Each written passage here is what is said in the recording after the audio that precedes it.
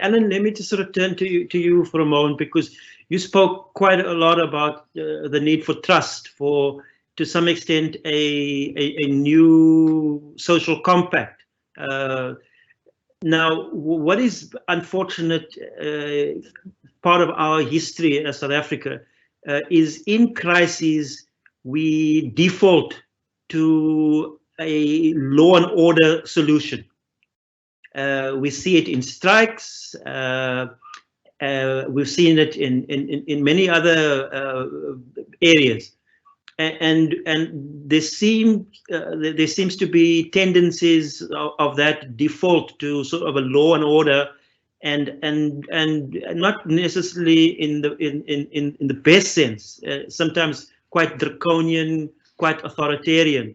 And we've seen aspects of that in this COVID crisis, where police, army seem to be, in some instances, sort of running the show, and that does undermine a lot of the trust, and also erode the support that you mentioned that there is for the way in which the presidency is trying to lead us through this sort of crisis.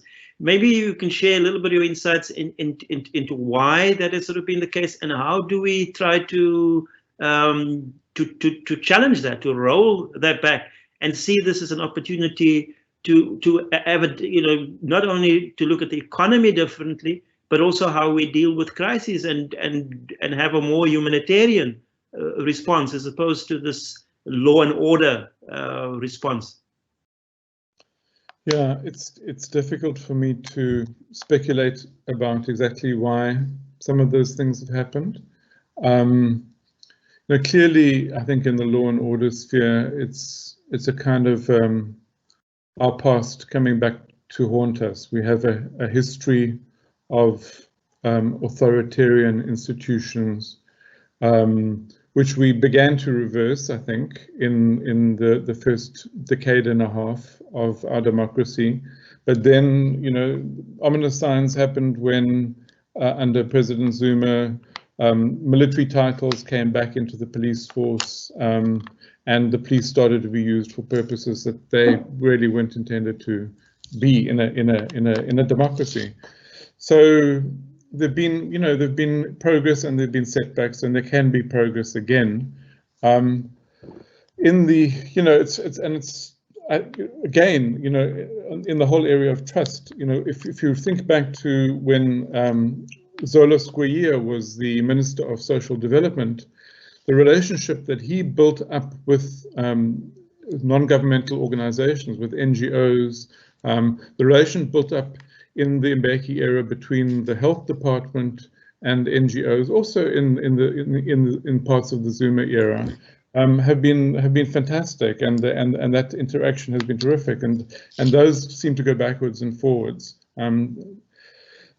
But rather than speculate on that, let's look at the opportunities for moving out of this. So the first thing is, I think that in order to move towards a phasing down of the lockdown, in other words, to identify those areas where it's safe and where it's absolutely essential that people start getting back to work, it can't be done by government alone. It can't be done by a set of detailed regulations developed by government for the mines, for the transport sector, for different parts of manufacturing, etc., etc. It has to be done in a cooperative process, and it has to be done in a process where the unions, and we've seen around the schools question how the teachers' unions have said, we're not certain that the situation is safe, we don't want to go back.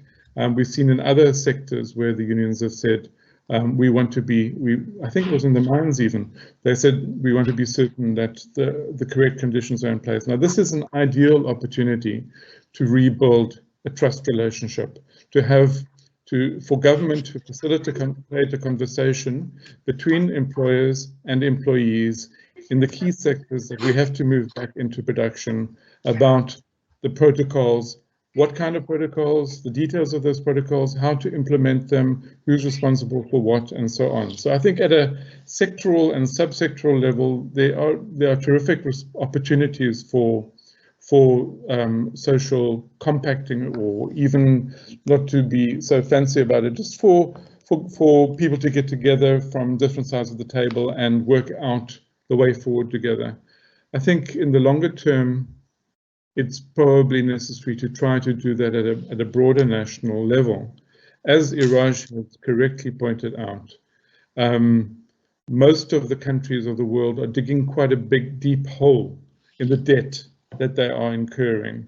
We're spending money that we don't have. We were already spending money that we didn't have before the crisis, and now we're spending more money that we don't have, and that we are getting through the issuing of government bonds and through a range of other instruments.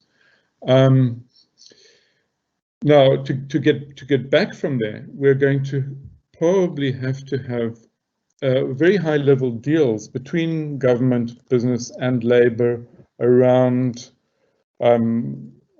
prices, around wages, around taxes.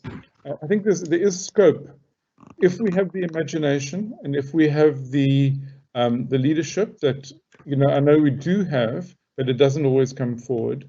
There is a possibility, I think, for using this crisis to rebuild social engagement of the key social partners at a national level around how do we dig ourselves out of this hole, and how do we move forward to that new economy that Iraj has so aptly described.